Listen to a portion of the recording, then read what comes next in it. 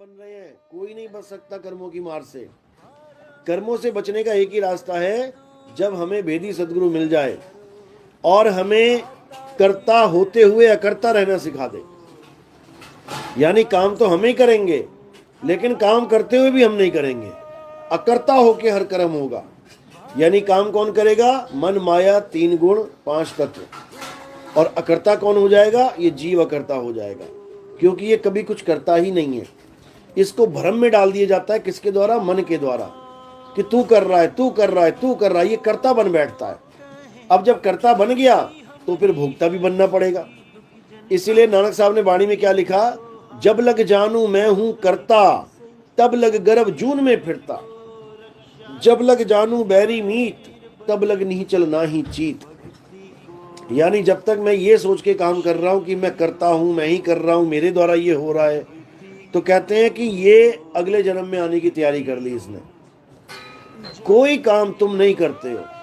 बिल्कुल दिमाग में ये नहीं रखना है कि कोई काम मैं कर रहा हूं, बिल्कुल नहीं कर रहा हूं। ये सारे काम प्रकृति कर रही है, अपने हिसाब से कर रही है। तुम केवल ताकत दे रहे हो, तुम केवल इसको एनर्जी दे रहे हो। तुम्हारा इस्तेमाल केवल एनर्जी लेने के लिए किया जा रहा है। सारे काम कौन कर रहा है? मन, माया, 3 गुण, 5 तत्व, 10 इंद्रियां, यही कर रहे हैं। तो इसी को समझाया जा रहा है कि अपने आप को कर्ता मत मान, अपने आप को अकर्ता मान के जीवन जी। तो जब अकर्ता मान के जीवन जिएंगे तो हमारे ऊपर कोई दोष नहीं आएगा, हमारे ऊपर कोई कर्म फल लागू नहीं होगा। जब लग जानू मैं हूं कर्ता, तब लग गर्भ जून में फिरता।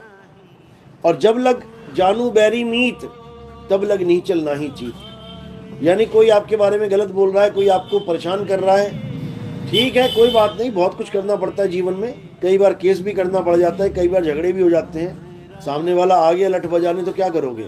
2-4 हाथ तुम्हें भी लगाने पड़ सकते हैं।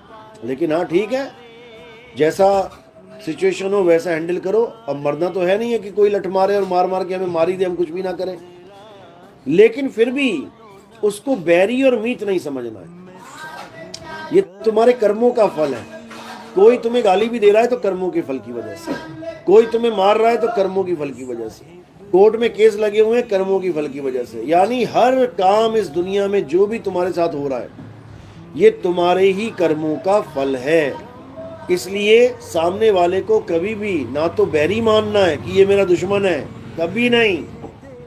ये दुश्मन बन गया है सिचुएशन की वजह से। मैंने पिछले जन्म में इसको मारा था, इसलिए ये आके मुझसे अपना बदला ले रहा है। ये मेरा दुश्मन नहीं है, ये बदला लेगा, चला जाएगा, कोई दिक्कत नहीं है। तो कह रहे हैं कि जब तक किसी को भी बैरी और मीत मानोगे तब तक तुम उलझे रहोगे।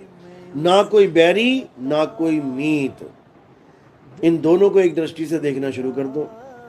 जैसे साहिब समझा रहे हैं, कबीर खड़े बाजार में चाहे सबकी खैर, ना काहू से दोस्ती और ना काहू से बैर।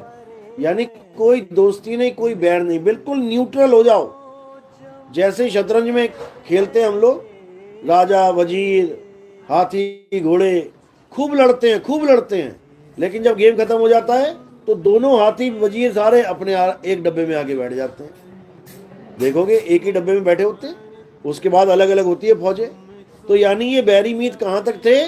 केवल चेस बोर्ड तक थे, खेल तक थे। लेकिन उसके बाद ये सब एक ही हैं, एक साथ रहेंगे एक ही डब्बे में। इसी प्रकार हमने भी किसी को बैरी और मीत नहीं मानना है। कोई हमारा ना तो हित कर सकता है, ना ही कोई हमारा अहित कर सकता है। हमारे ही कर्म हमारा हित और अहित करते हैं। इसलिए अब इन कर्मों को काटना है। कैसे काटेंगे? अकर्ता होके। गीता में भी स्पष्ट है, हे अर्जुन, ये आत्मा अकर्ता है। ये आत्मा कुछ नहीं करता। जो कुछ भी इस दुनिया में होता है 5 तत्व, 25 प्रकृति, 3 गुण, मन और माया के द्वारा होता है। लेकिन जीव को ये भ्रम रहता है कि सब कुछ करने वाला मैं ही हूं, इसलिए ये भोग जून में आता है और भोगता है। तो अब क्या करना है? अब हमने तन, मन, हमने इंद्री, माया, हमने भाव, इन सब से परे हो जाना है, भावातीत हो जाना है, इंद्रियतीत हो जाना है। ये भोग जून में आता है और भोगता है। तो अब क्या करना है? अब हमने तन, मन हमने इंद्री, माया, हमने भाव, इन सब से परे हो जाना।